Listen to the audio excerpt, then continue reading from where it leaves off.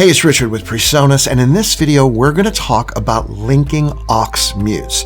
Now, on the surface, this seems like a pretty straightforward thing, but there are a few layers I'd like to uncover. Let's take a look at how to access the different AUX mute functions on a Series 3 rack or console mixer using universal control, and then I'll be back to discuss why they're important and how you'd use them. Here we see my SE32R in universal control.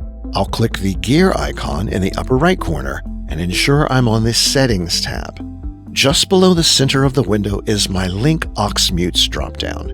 When unlinked mode is selected, channel mutes can be independently controlled in each AUX mix and the main mix, so you can mute a channel in any mix you like without muting it in any other mix.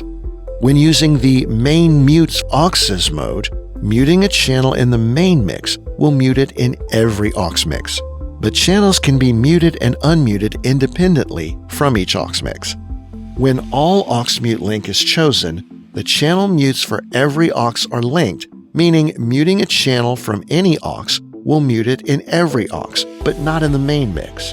And finally, when global mute link is selected, the channel mutes for every AUX mix and the main mix are linked.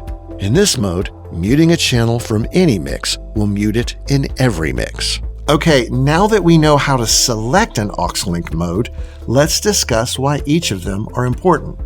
Unlinked gives you ultimate freedom because nothing is linked, so you simply mute a channel where it is and it doesn't affect anything anywhere else. It would come in handy during sound check where you could let the band play while you dial in EQ and submixes at front of house.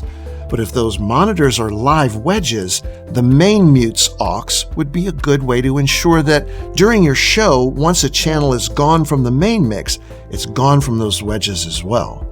You could use all AUX mute link when doing your line checks, letting your musicians hear each channel as a line upon line scenario to dial in their own mixes. Finally, global mute link would come in handy if you're running front of house and monitors.